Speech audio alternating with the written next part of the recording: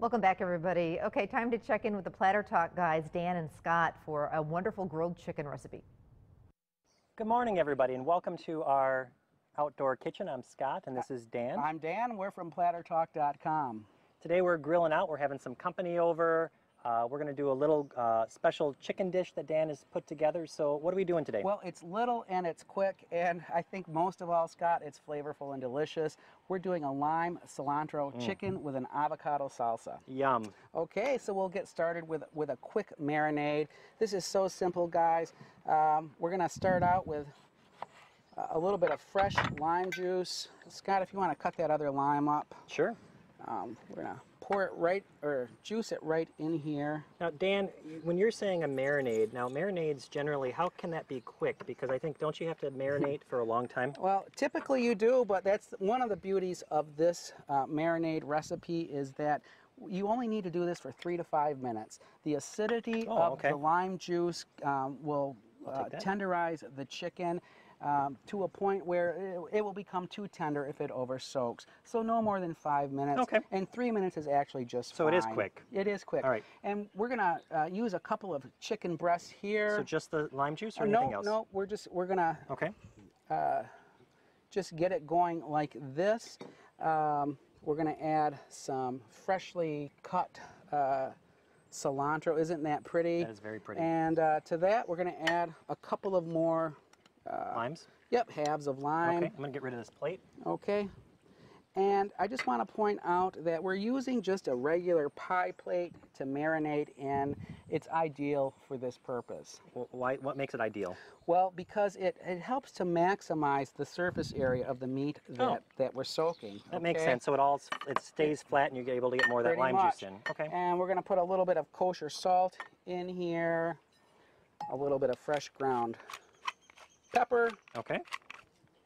And some olive oil, which is integral to any good marinade, I think. And you said about 3 to 5 minutes. That's all it takes? 3 to 5 minutes, that's right. Now, the most nutritious part of the avocado is the dark green part right under the skin. So, this is beautiful, folks. Nice. This is what we want.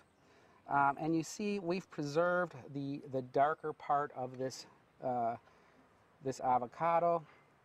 And Scott, if you want to start mixing up the rest of the components of what else goes in it, Dan? The salsa, just whatever you like. Looks like we've anything typical of salsa, tomatoes. We got a Roma tomato here. Roma tomato. We love Roma tomatoes. We love the body. It's been seeded and coarsely diced, and some white onion. How much white onion do you think? Whatever you like. I think that's pretty good. Maybe a half a cup. That sounds great. And we're going to complement the cilantro and the marinade with some cilantro in the salsa, Scott. Okay. So we've got some diced up here. So how much do you think, Dan? I think that looks perfect. Just a pinch, and you can add some more kosher salt. Okay. And some black pepper when you get a chance. And while he's doing that, guys, I'm going to take this avocado to the next step. And now I'm scoring all the way down to the pit. And I can feel that this is almost falling apart in my hands. And I'm just using the knife to help me a little bit. And see, it just comes apart very beautifully here. And we're going to be chopping this up and using in the salsa. I can chop this up if you want to get the meat on the grill. Okay, that'd be great. And then while I'm doing that, Scott, how about if you add a little bit of olive oil to that salsa? About a couple tablespoons? A couple tablespoons, absolutely. Sounds good. And I can just dice this, Dan? Yep, you betcha. Okay. Okay, so we're going to walk on over here to our grill and get this chicken on. Holy cow, look at that. We've got a couple all ready to go.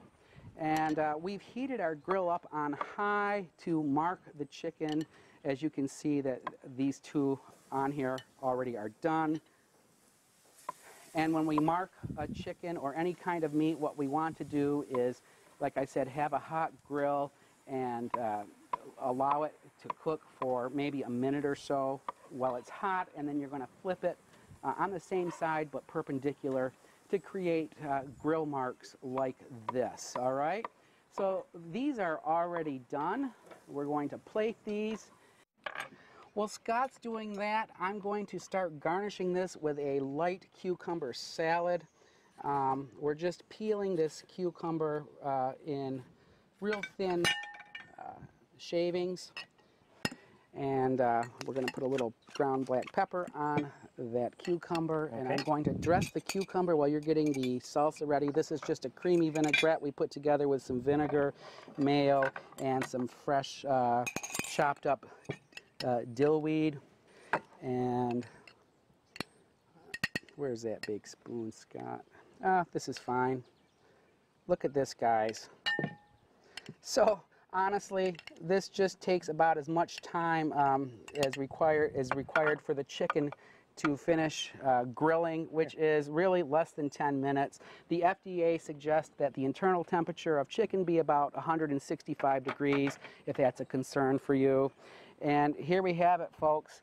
We've got a grilled chicken breast marinated in a lime and cilantro marinade and topped with an avocado salsa.